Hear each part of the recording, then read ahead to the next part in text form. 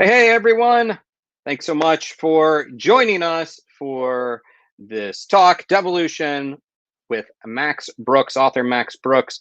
I'm Aaron Sagers. I'm a journalist who focuses on paranormal history and theory for Den of Geek and other outlets, as well as currently appearing on Paranormal Caught on Camera on the Travel Channel. Now, I'm super excited to bring this gentleman in here. We've had lots of chats throughout the years, but it's been too long since I have spoken with him. And I was thinking about it. It's just been shy of 17 years since the Zombie Survival Guide was published, and about 14 years since World War Z came out.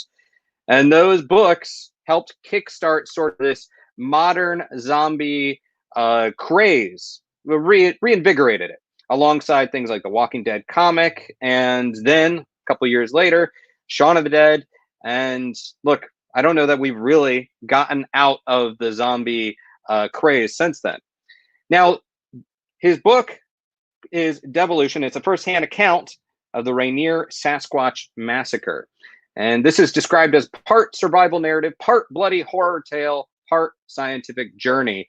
And it is a story that is told through the journal of Kate Holland, who is a resident of the eco-community of Green Loop, which is this remote, high-tech neighborhood in the shadow of Mount Rainier in the Pacific Northwest. And, of course, they believe they've got it great. They are self-sustaining. They are one with nature. But when Rainier erupts and then animal life is run out of the area, the legendary cryptid Sasquatch, you may know him as Bigfoot, although I hear he doesn't like to be called that, Sasquatch comes to Green Loop looking for a new food source. And yes, this is a Bigfoot book with a lot of horror, a lot of gore, but it's also a commentary on humans' relationship with nature and even our own hubris that we can go off and survive on our own and control nature, and even that we are the alpha animal, that we're on the top of the food chain, and that may not be the case.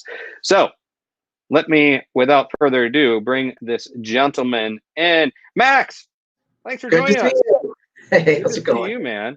I did dress appropriately. I'm wearing a Team Bigfoot shirt, so apparently you know where I stand. You know where my my loyalties are as far as the monsters, the creatures of this book.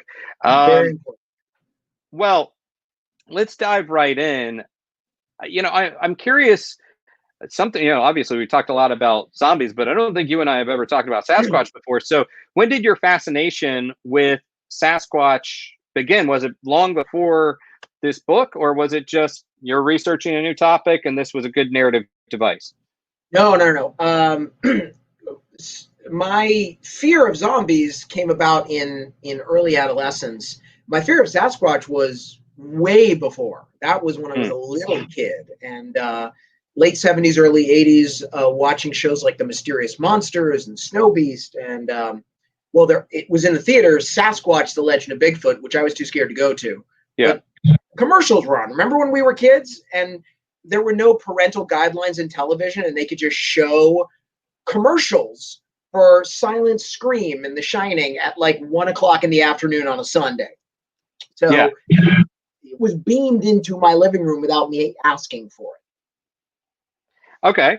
Well, I mean, you didn't grow up in the wilderness or anything. It's not like Sasquatch was actually a concern for you going out camping or anything. I thought I did. When you're a child, when you're 6 years old and you grow up in a post-World War II ranch-style home, that's all glass walls. And you're surrounded by trees. And there's nothing but trees. And hills and trees. And then you are watching a Sasquatch, a mockumentary, or you think it's real, and they say Sasquatch is in California, and you live in California, and there's trees on the TV and there's trees out here. You don't know that those trees that you're seeing are in Beverly Hills. I thought I was in the wilderness, and I knew that at any moment Sasquatch was going to come through one of these wall-sized glass windows and come at me just the way they were doing right there on TV. Right, and we actually, we revisit some of those walls of glass in Green Loop. We encounter those, which makes them very vulnerable, some of the residents of Green Loop. And And with that in mind, the narrator in this book, voiced by you in the excellent audiobook, another Love World War Z audiobook, and this one I think is also excellent. So you voice the narrator in this book. He gets pulled into this green loop story because he wrote a list of the best Bigfoot horror movies. Are we saying that the narrator is a version of Max Brooks? Is it Max Brooks? That's an interesting question. Is it me? I'm not sure, and quite frankly, I don't care. In the beginning of the World War Z audio book, or the book in general, the narrator makes a point of saying, I try to be as invisible as possible. And I know it's blasphemy to say this in Hollywood, but it's not about me. I'm just a tour guide for this story. Okay. Well, you're also a research nerd. In real life, you're a research nerd. And it's definitely on the page with World War Z and on the page with Devolution. How did you sort of separate approaching the lore versus primatology and where to land? Because, you talk about Jeff Meldrum, you talk about Jane Goodall, the Teddy Roosevelt story, which I happen to really like that Teddy Roosevelt story. It's one of the early kind of monster stories I remember reading and being like, oh my God, this crap actually happened, or maybe it did. So how'd you separate lore from primatology from fact? I tried to limit the amount of lore because it's so disjointed that you could spend, first of all, you could spend the rest of your life just researching it and never go anywhere, and there's no rhyme or reason to any of it. So I went to when it came to Sasquatch lore, I stayed with the classics like Dr. Grover Krantz and Jeff Meldrum and John Green. But I would say that for every ounce of Sasquatch lore, there was a pound of real primatology, because everything I do starts with a very simple question: what if this was real? So the book is a very simple premise. If Sasquatch was real, it would be a species of great ape living in North America, no more, no less. So then I had to go to ape school. And I would say Diane Fossey and Jane Goodall were as important, if not more important, to this book than Krantz and Meldrum. There's a theory that you present in the audiobook or in the book about the migration of Sasquatches to the Western Hemisphere, and it's the character Frank McRae, I believe, voiced by Nathan Fillion in the audiobook. And it's an interesting one because I don't want to give too much away about the book, but this notion of how they got over here. Do you want to talk a little bit about that, Frank's theory, and where that came from?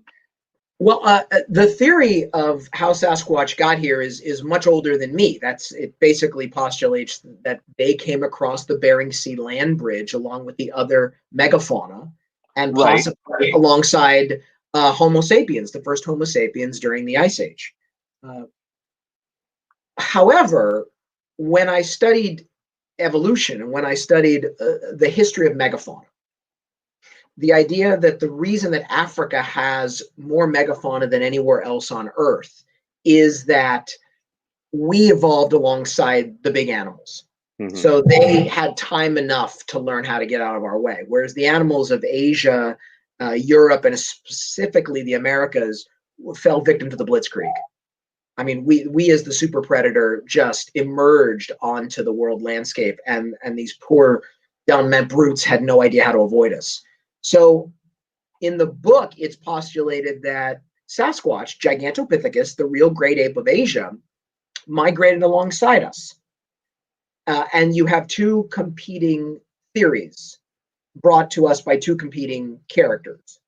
And one character believes that they co-migrated with us, that their environment changed. And just like the Homo sapiens, they just moved north looking for food, looking for safety, maybe getting out of our way. Which is why they're so good at hiding. And then there's another theory. Maybe they weren't migrating alongside us. Maybe they were hunting us. Because my study of apes turned up the fact that all apes can and sometimes do eat meat. And I liked it because it does, let's face it, throughout the years, I think after, Patterson Gimlin, I think they reached a point where people that were presenting theories about Sasquatch, about Bigfoot, they just became crackpots.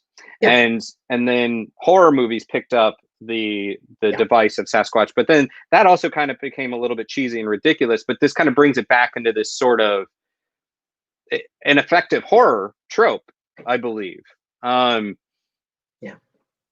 With that said, go on. I was going to say, I in the book I talk about the reason we haven't really found one is really a case of bad timing. Mm-hmm. In that, up until World War II, there were less people living between Northern California and the Canadian border that were living on the entire island of Manhattan. This is one of the least populated places in all of North America. After World War II, industry came in and infrastructure and people, millions and millions of people. And in the book, one of our characters says, had that first footprint been discovered, say in the 40s or even the 30s, when we all had shared beliefs, then there would have been no shame, there would have been no stigma, and legitimate scientists might have jumped on this. But the fact that the craze came about in the 60s, late 60s, just as academia was starting to find itself under siege, scared away a lot of the reputable scientists. And that void was filled by amateurs. Yeah, and I want to come back to that thought in a moment. Sorry, I'm getting a weird echo. Sorry about that. Obviously, George Romero spoke about zombies as a natural disaster that we could plan for and overcome if we just sort of organize and get our heads together. And I think that certainly is reflected in World War Z. So within this book, are Sasquatches, are they monsters? Did you think of them as monsters? Do you think, or are they another natural disaster? No, I think of them as animals. No more, no less. I think of them as something that becomes threatening by circumstance, but as with everything I write about, is preventable. I don't do doom and gloom. I don't do punishment stories. Oh God, who's going to get killed first? That's not my thing. My jam is always about problems that can be prevented if we do A, B, and C. And if we don't, X, Y, and Z happens. Just sort of spinning off of that, with World War Z, it was an oral history. It was, we had a lot of that Studs Terkel influence with that. With this, it's told through the journal of Kate, who is not a scientist, not an expert. She's, a normal person. What was sort of the decision to land on her as the main character, as the person that is through which we are viewing this Green Loop community? Why her? Right. Well, for many reasons. That's the two-part question. The first one is why a journal as opposed to, say, an interview like in World War Z. Well, one of the main criticisms of World War Z is that you know who lives because they're talking to me, which is fine. And I wouldn't change that. I specifically set out to do an oral history in the vein of Studs Terkel. But with this one, I wanted to do something more in the vein of the Lost Colony of Roanoke. I wanted to leave the mystery open, sort of what happened. Because if we were talking to Kate, then we know that she survives. But if we find her journal, it leaves the ending wide open. And as far as why Kate, initially it wasn't Kate. Initially it was Dan, because many, many years ago, before I wrote the book, I sold it as a movie. I sold it to Legendary. And Dan was the hero. And then in the intervening years, I got older and lived more of my life. And I found the character of Kate much more interesting. And I found her transition to be much more interesting. So when it came time to sit down and actually write it as a book, I focused on Kate and not so much on Dan. When we're looking at the community of Green Loop, it's easy to view them as arrogant or victims of their own hubris. But I'm also saying this from Brooklyn, and California, where you're sitting, is on fire. It's not like you put a target on the Pacific Northwest and you're giving everyone else a pass, right? Like this is sort of an indictment of all of us and how we're living. Well, I don't want to put words in your mouth, but you tell me. No, this is an indictment of the bubble. This is an indictment of people, and this is a psychological pandemic in this country. People who live with like-minded people, who insulate themselves from anything that is unusual or scary or challenging, and they're very happy, and they're living in their bubble, and they're master of all they survey. And that's these people. And Lord knows that's Brooklyn, and it sure as hell is Venice Beach, where I live. In fact, one of the people that inspired this book was Timothy Treadwell, the grizzly man from Venice Beach. He did not grow up in Alaska. He had never really lived in the wilderness. He didn't know jack about the wilderness. Yet, this ex-junkie from right here decided to declare himself the savior of the Alaskan bears. And then every summer he'd fly up and he'd sneak into the illegal wildlife refuge and he'd hang with the bears. And he would give them names like Mr. Chocolate, and he would just flaunt all the rules because he thought he was better. He took his own notion of morality, his hubris, his bubble, and he put it on the bears until one day one of those bears popped that bubble and ate him for lunch. Mm-hmm.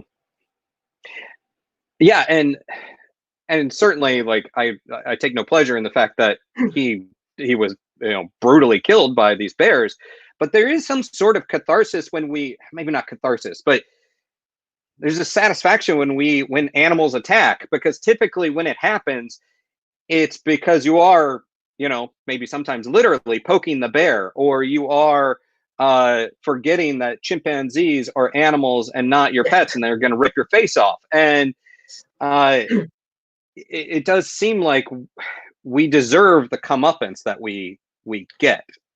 Well, there is a sense of I know better, and I'm not going to take the time and have the courage to learn the rules of the house that I am a guest in.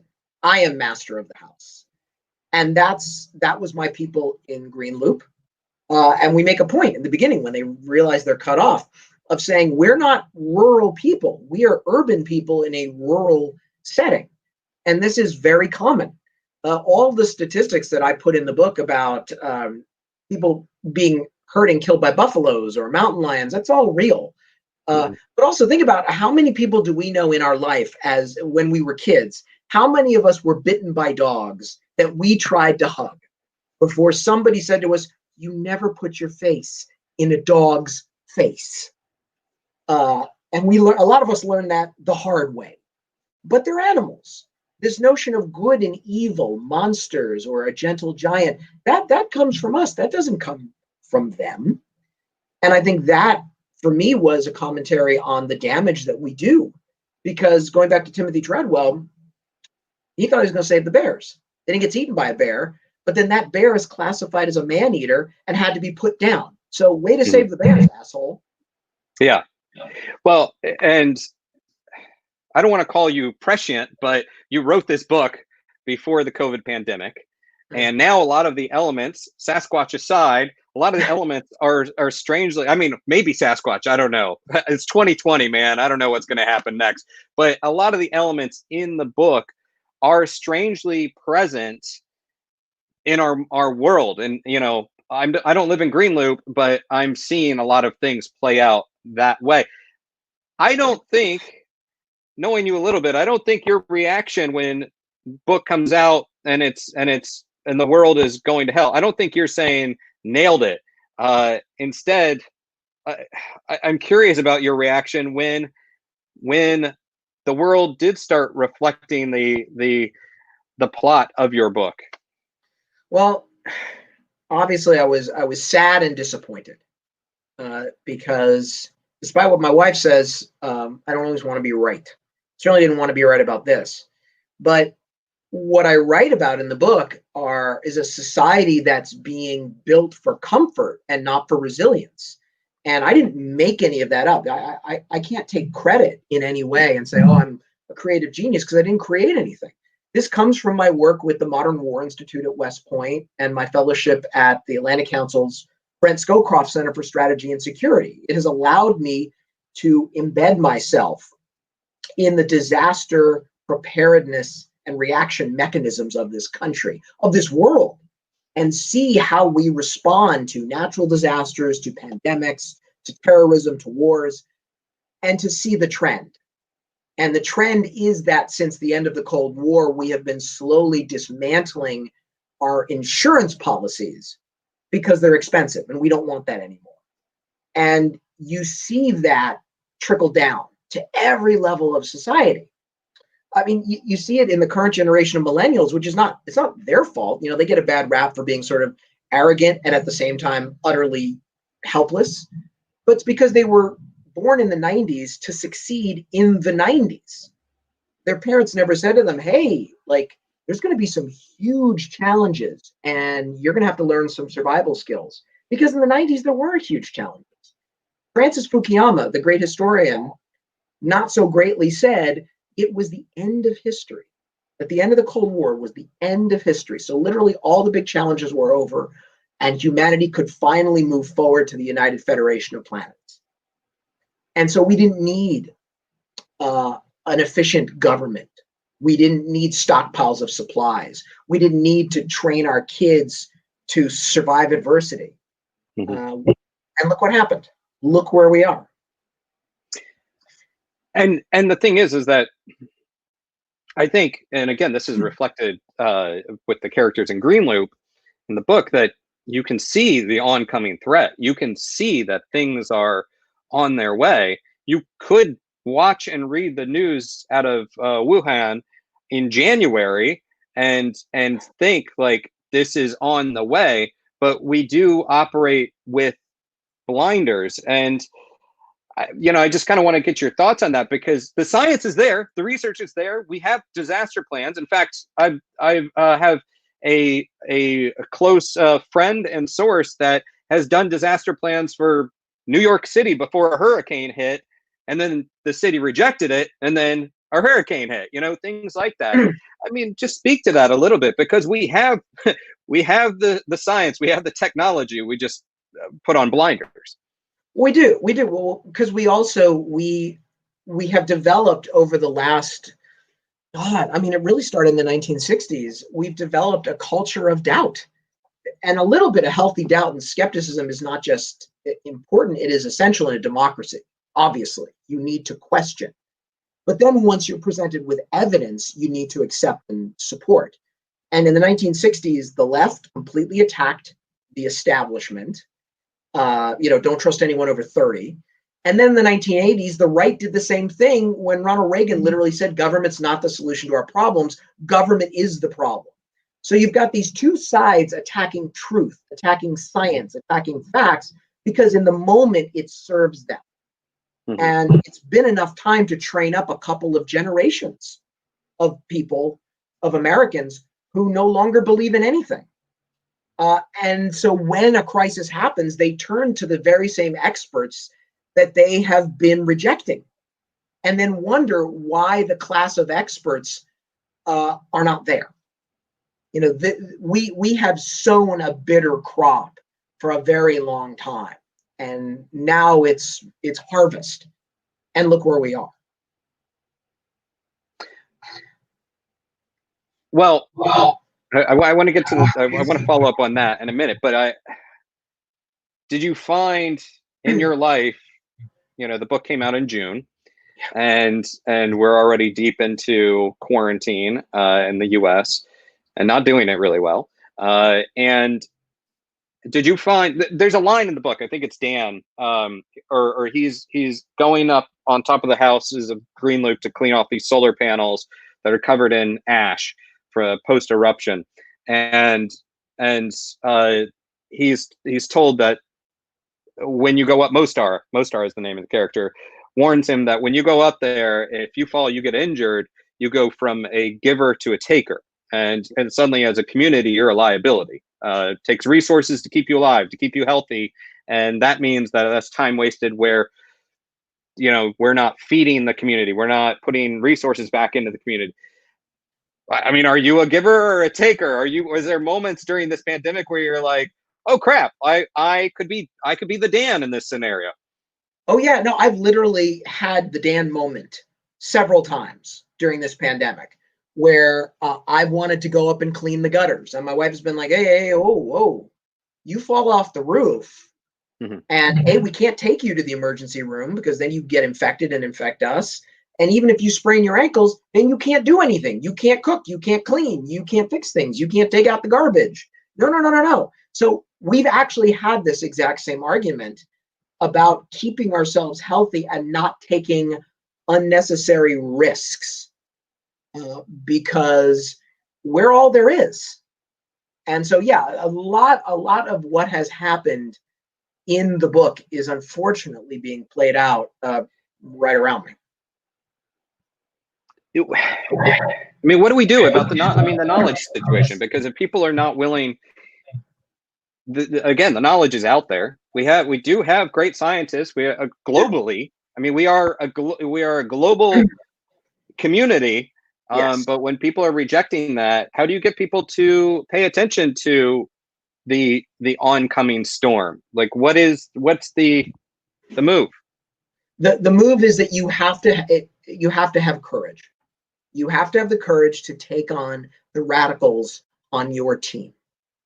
And that's very important. You have to have that John McCain moment when that woman said, Obama's an Arab. And he said, no, I'm an Arab.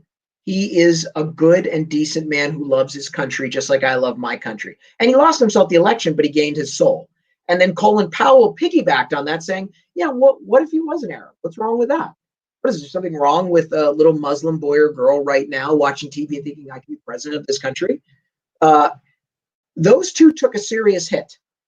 And we all need to do that. We all need to be brave enough to defend the truth from the purists and the ideologues on our side. I was not a Bernie Sanders guy, not by any measure, but I now have new respect for him during the DNC when he took on his own people and praised Biden and said, listen, I don't agree with Biden about everything, but we need to win. And I thought, wow, there's going to be a lot of really pissed off Berniacs that are going to call you a sellout. And you spent most of your life in obscurity, and then suddenly you're a rock star, and you're going to lose a little bit of that by speaking truth. And we all have to do that. We all have to have those moments in our lives when someone says, well, I don't want to get my kid vaccinated because I've read on the internet. And you go, no, you have to. You have to, because that affects my life. You want to get yourself sick, fine. You don't get to get me sick. That's the same reason that you don't get to fire your gun in your house because the bullet could go through your wall and hit me. And I think if we all had a little bit more courage and we took on the purists and the rabid radicals, we could come back to this center of truth and knowledge and support these people that will eventually save us. This might be a bit simplistic, but and I actually do want to encourage everyone out there, if you have some questions, drop them in there and we'll get to those. This might be a bit simplistic, but we're close in age. We're pretty much the same generation. And when I was a kid, there was Schoolhouse Rock. I was a big fan of G.I. Joe when there was knowing is half the battle at the end of those, and which you definitely know since you ended up writing some G.I. Joe comics. And I guess when my grandparents were younger, to take it a little bit further, like they had FDR's sort of Hollywood, yes, propaganda machine to communicate ideas against Hitler's Germany. I've seen you mention that maybe we need to get Hollywood involved, and I think it's an interesting idea. But it's also we're not all watching the same stuff, and we're not even consuming the same news, and we're not even if we're all on Facebook, we're not on the same Facebook. We're in our own little social media bubble, our own entertainment bubble, our own news bubble. So how do you even mobilize something like a Hollywood machine in 2020? Well, it's simple, but it's not easy. It's simple in that you have to now micro-target communities. It's very simple. There's no more sort of shared movie stars anymore. It's not like you can just tell Humphrey Bogart, tell them to buy war bonds and go, hey, kid, buy a war bond. It doesn't work like that anymore. Like you said, everything is micro targeting. Everyone has different communities. If I'm trying to get all of America to wear a mask, I have to now go to 1,000 different influencers in 100 different mediums. Simple, but not easy. And I actually I didn't just do this, a few months ago before COVID, I was working for a biodefense panel trying to get us for the next round of bioterror. And I said the exact same thing. If you're going to, say, a rural red state community, you go to the local pastor or NASCAR driver or whomever, Ted Nugent, he's out there on his ranch and he's killing a wild boar and he goes, hey, I like to kill boars, but I don't want them to kill me. And I don't want COVID to kill me either. That's why I wear a mask. Exact same thing if I'm in Brooklyn. I get some hipster YouTuber to open boxes and saying, hey, now we're going to open a box and say, oh, look, a mask. So you've got to speak their language, no matter what community you're talking to. You have to go to them now. Simple, not easy. Yeah, and even just thinking who's going to pay for that kind of thing. Obviously, there's the money is there, but who's going to dedicate the money for it? Who's going to commit to that? Well, and that requires the courage on the part of our leaders to do the right thing and to put country first and to put people first. We have done it before. We can do it again. I'm always optimistic because this is America. But the problem, the challenge of this country is when you live in a democracy where you have freedom, you also have a lot of personal responsibility. The Chinese, I think, are the most innocent people in this plague right now, the Chinese people, because they're passengers in their government. So they didn't get a vote. They don't get a say. If their government decides to do something good or bad, hey, it's not their fault. That's not the case with us. If we don't like our leaders, get rid of them. Because at the end of the day, we've got no one but ourselves to blame. I want to go back to, I don't want to stray too far from Devolution as the book itself. And one of the characters that I actually, there's so many characters to sink one's teeth into in this book, but I do really walk away having a great fondness for Mostar. And there's a bit of a cryptic background with her. However, we do learn something about her. I just want you to talk a little bit about her and if she was sort of a challenging character for you to develop, because she does come from, a war-torn country, and she does have a lot of answers and suggestions, but also there is this message of community that she really touts that brings some of the other characters together. So just tell me a little bit about her and the background with her. Well, I needed someone to pop that bubble. You need a character who comes from a different world and needs to warn these overeducated, highly paid, civilized David Sedaris fans that there's real danger in this world. Well, who's going to do that? And I didn't want to have a Holocaust survivor or someone like that. I wanted it to be someone from the 90s, because the 90s was really, like we said, the end of history, the golden age. This was it. I mean, America was having the time of our lives. We were dancing to Britney Spears and discovering we could see nakedness on our computers. Wow. But that wasn't the case for the rest of the world. While we were saying it was the end of history, other countries were literally falling apart, and families that had been living next to each other for generations were suddenly murdering each other's children. And you needed someone from that other planet Earth to come into our bubble and say, hey, I've seen how bad things can get. And that's why I wanted it to be someone from the former Yugoslavia.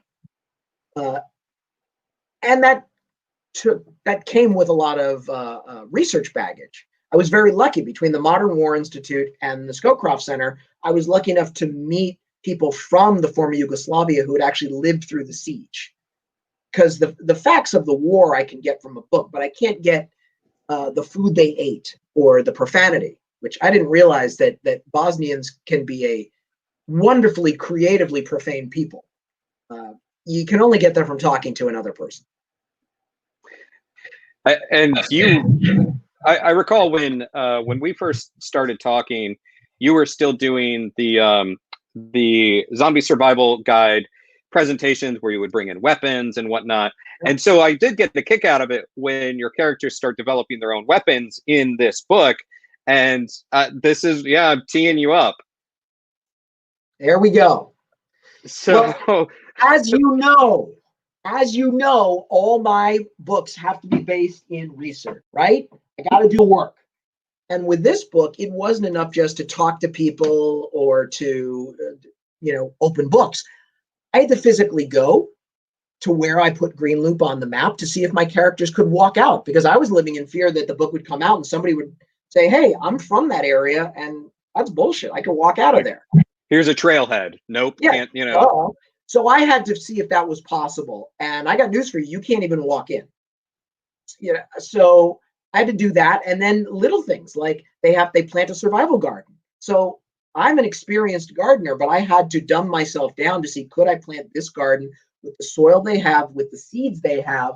And then I had to keep a calendar of when these things grow. And likewise, making these weapons, this thing I could not make with a toolkit because they don't have any tools. So I had to just take what they had, a sobakiri and wire from a lamp and bamboo and a paring knife and a rock, and that was it. And now I can tell you with absolute certainty, this can be done. I got a kick out of it because obviously I was not surprised that you would go about creating those. And so we actually do have a question in the comments here, which is related to your research. Jeffrey Pollock wants to know, how do you go about your research? Do you exhaust one topic and then move on, or are you kind of juggling a lot of different topics at once? I have to juggle because sometimes you'll reach out, like when reaching out to people, talking to the experts, you don't hear back from them right away. And sometimes it's frustrating because sometimes the research is just cosmetic, but sometimes it will affect the story. When I originally wrote the idea for Devolution as a movie, I envisioned the Mount Rainier eruption as being just another Mount St. Helens, just a big explosion of gases and ash in the sky, turning day into night, until I spoke to real volcanologists who explained to me that those are two completely different geologic events. The danger of Rainier is not an explosion of mushroom cloud. It is the lahar. It's all that snow and ice up on the top of the mountain that will liquefy and then turn into boiling mudslides like what happened in Armero in Colombia. So that was a whole big 180. And that changed a lot of my research. Likewise, when I initially wrote the outline, it was over a month, I think maybe 6 weeks. But as I planted the plants and I kept my calendar of how they grew, I realized, they grow at a certain time and I have to stick to that. And that's just the way it has to be. So those kind of things. It's a lot of juggling, and it's a lot of sort of being a student to the facts. Well, and Tom Tormey Jr. wants to know, and he wants to know if the Teddy Roosevelt chapters and excerpts are real. And I want you to also say how you discovered them, if you've known about those for a long time. Yeah, well, when I was, 6, 8 years old, I was a little kid, I had seen The Mysterious Monsters, Peter Graves. Peter Graves talked about Teddy Roosevelt. And then when I finally watched Sasquatch, The Legend of Bigfoot, they did a recreation of that, the Teddy Roosevelt, the Wilderness Hunter. So in the course of my research, I had to buy the Wilderness Hunter and I had to study it. Now, did it happen? We don't know, because Teddy Roosevelt didn't see this. He was told by someone who was told by someone. So it's third hand. So that's as close as we can possibly get. Yeah. And for me, it's just a weird aside. I was just previously to this, I was talking to Jerry Zucker about the airplane movies, and we were talking about Peter Graves, and I was thinking about those mysterious monsters, because that, and then the time life mysteries of the unknown or unexplained, like those were like mind blowing for me as a kid. Oh, you needed a tall, bass voiced Gentile like Peter Graves or Robert Stack. Right. And it doesn't work otherwise. When Peter Graves says, this may be the most startling film you'll ever see, I was like, oh my God, here we go. I mean, everyone watching this should watch Mysterious Monsters, especially the scene where he interviews a psychic detective, and try to see it through the eyes of a 6-year-old. You argue. No, I, although I will throw in Leonard Nimoy as well. So, a non-white haired, non-Gentile, but and yet he does voice serious when he did In Search Of, and my favorite one of In Search Of is The Coming Ice Age. Oh, right. Yeah. Oh, in the 70s, because we thought, oh my God, the planet's getting colder. My God, by the year 2020, it would be a giant ball of ice. Well, you got that one wrong. You got it. But, yeah, my favorite was probably, since I was a kid growing up in Florida, my favorite was about Coral Castle, which is this structure down in the Keys. And I'm like, that's that's in my hood. So we had we had Skunk Ape, which is sort of the regional Bigfoot, regional Sasquatch. And then we had the Coral Castle. I want to go back to the audiobook for a moment, because again, I can't say enough that whenever people talk about World War Z, I do say, I'm like, please do yourself a favor and get the audiobook as well. Get them both. And with this, I was really excited to dive into this audiobook with Judy Greer as Kate Holland, Nathan Fillion as Frank McRae, Jeff Daniels is in there, and Terry Gross for the win, right? Like that's excellent. Just any thoughts about, or what were the thought process about putting together this particular audiobook? Did you already have people in mind for those voices, and was everybody quickly on board with this Sasquatch horror? Oh yeah. I think you and I have talked about this before, that because I'm so dyslexic, I basically owe my career to audiobooks. Otherwise, I would never be able to read anything. When I was a kid, my mom took all my school books to the Braille Institute for the Blind and had them read onto audio cassette. So I've always made it my mission to make sure that the audiobook is as good, if not better, than the written word. Same thing with this. I was very lucky to reach out to some of these people, scared to death, always of rejection. All artists are. When I wrote the book, initially I asked Terry Gross and Kai Risdall, can I cast you as yourselves? And they said, yes, thank God. But then there was even more palpitations when I called them and said, would you play yourself in the audiobook? And they said, yeah, we'd love to. So that was always great to get everybody on board. But making the audiobook was an exercise in adaptation, because we had to delay the production because we couldn't get anybody in the studio because of COVID, COVID, just as we were casting. So Random House Audio had to send us the equipment to our homes, big boxes. We looked like domestic terrorists, and set up recording studios in our homes. So there was me under the stairs. Everyone calls it my Harry Potter studio, but for me, it was more like Das Boot, putting up the blankets and light and the cones, and bam. And it took a lot, but you see or you hear the result. And here's another audience question.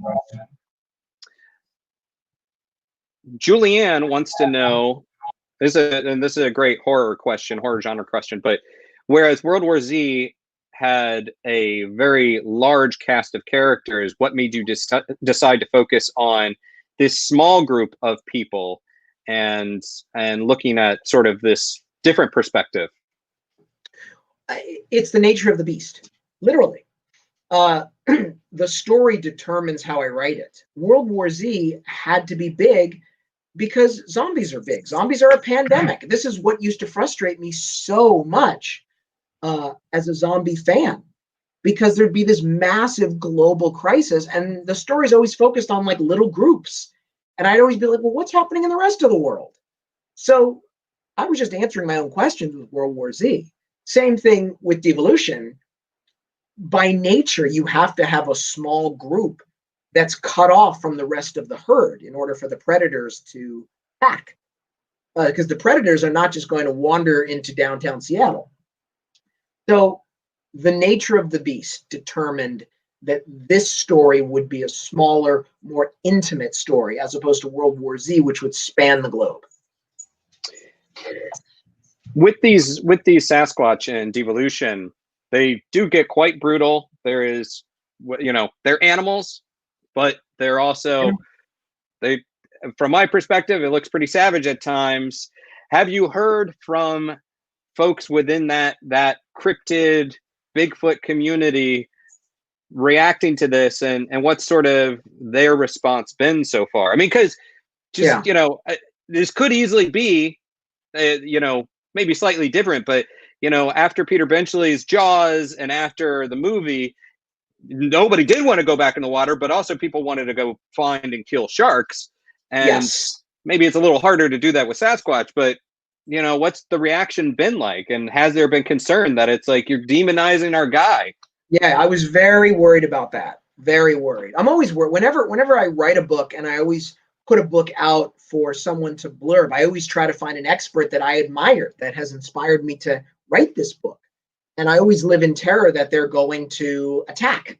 I did it with my zombie books. I went to George Romero. I thought if anybody has the right, to say it's George Romero, and he loved it, thank God.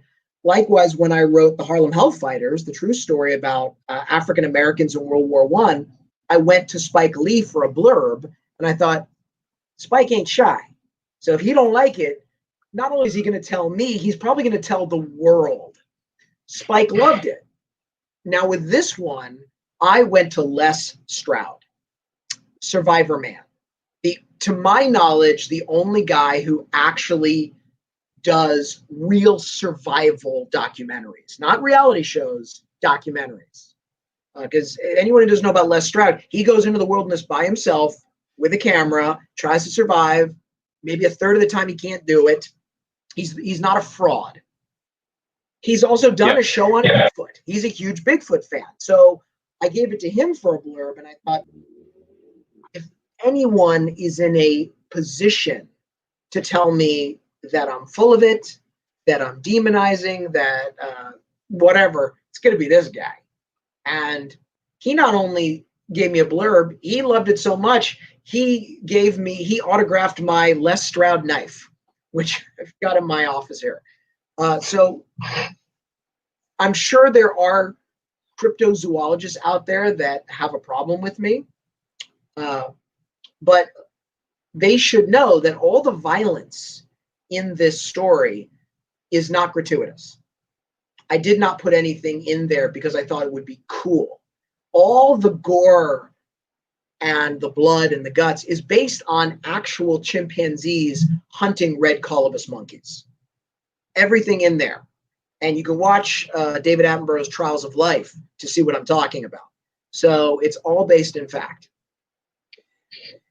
Well, and the lesson here is that, yes, they do attack. They're rather effective at it.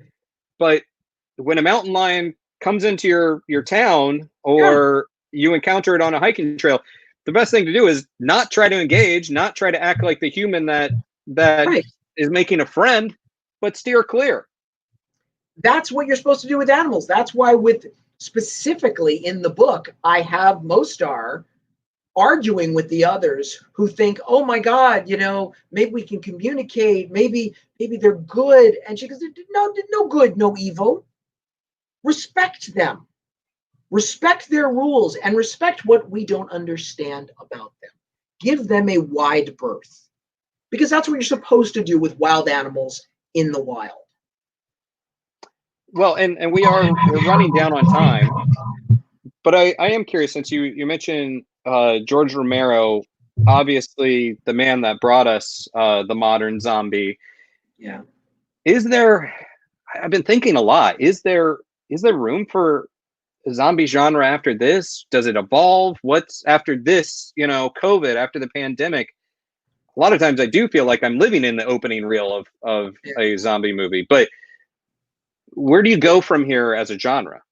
I don't know. I honestly don't know. But I think there's always room for any kind of intelligent thought. I mean, I'll tell you this, that after George, George tried to put serious social commentary in all of his zombie movies, and not many people have followed that lead. The lure of sex and violence has been too great, and the majority of zombie creators that followed George just went down that rabbit hole. But every now and then you get a Shaun of the Dead, which I think is to Britain what Clerks was to our generation. I think Shaun of the Dead is one of the most important social commentary films of all time. So I think there's another Shaun of the Dead. I think there's another Night of the Living Dead. I think there are other thinkers and creators out there waiting to tell their story. And as a zombie fan, I am waiting to be blown away. Well, you write about topics. They're allegories for real world situations. Why do you think horror is important right now? Certainly, horror can be this cathartic expression when life seems pretty safe, but we're not really in that place right now. So why is horror important right now? I think horror can be a great teaching tool. This is why I get so frustrated with other, not all writers, but when some writers grab your attention, especially now when we're all sitting at home and we've all got ADD now and we can all flip from channel to channel, platform to platform. You've got our attention. Teach us something. And you don't have to hit us over the head like Oliver Stone. Just infuse your entertainment with a little bit of education. We grew up on Star Trek. We weren't being lectured to. We didn't know they were morality plays. We were having a great time. Only later did we realize, wow, that was actually very interesting. Twilight Zone, exact same thing. All my colleagues at the Modern War Institute, serving Army officers, combat veterans of Iraq and Afghanistan, they've all read Starship Troopers, the book. There's no excuse not to make your entertainment educational. There is no excuse not to make horror smart. Mm-hmm. Well, I know right next to you, you have a very thick document, which is the disaster national disaster plan, correct? Like the National Response Framework. How do you get that into our eyeballs? How do you get that into our brains? I mean, you personally, Max Brooks, what's the move? Oh, for me, I would love to do Schoolhouse Rock with it. But what I have been doing is for the History Channel is now doing something called History at Home. And what I've been doing is tiny little vignettes, maybe 3 minutes long, maybe shorter, on the history of disease.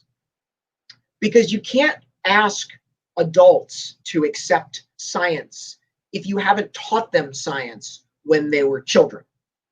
And so instead of trying to read The Microbe Hunters, trying to get Americans to read that, I will give them a little 3-minute talk on the guy who taught us all to wash our hands, Semmelweis, or Lister, who taught us to disinfect operating rooms. And I've got one coming out on why we wear masks. What is the history of masks? Where did they come from? Short, entertaining, sometimes funny, and then you learn a little something.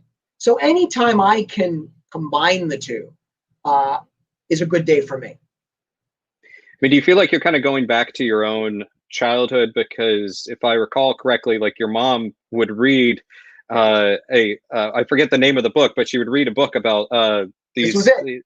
Okay, microbe. Yeah, this was it. Kid, that's what I'm doing. I'm going back to my roots. When I was working for the biodefense panel and they had all these experts, I said, you haven't brought in one person to communicate with the American people. So they hired me to write a comic book, which if you go on my Twitter feed, you can download it for free. It's germ warfare. And it's just a history of how we've used germs to kill each other over the centuries.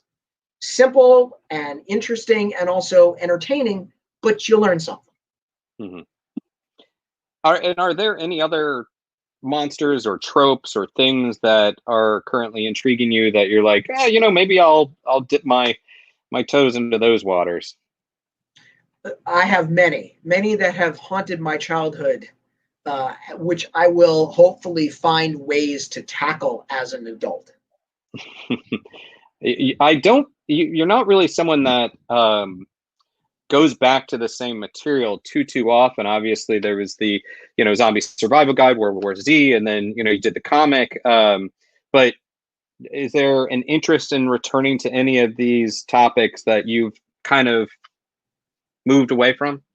It really comes down to, is there a question that needs to be answered?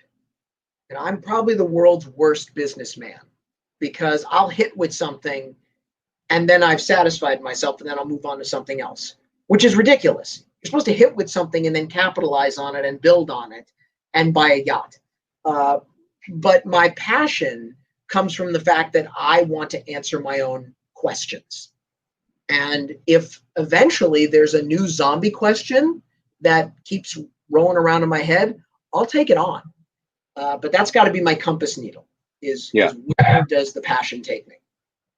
All right, then. Well, sir, we've reached pretty much the end of our time, but man, it's so great to talk to you. It's good to see you. It's such a treat, and I always end up learning a lot from you, and just having a great conversation. So, Max, thank you, man. Thanks for coming to have this chat, and for everyone out there, I just want to, let you know that I'm going to throw this up there again. It's over our faces, but. Devolution is out now, and I would say pick up the book and then also pick up the audiobook or download the audiobook. I guess don't pick it up right now. Maybe avoid the stores, Up and down. Yeah, and check that out. And Max, thanks again, man. I really appreciate it. Thanks. Take care.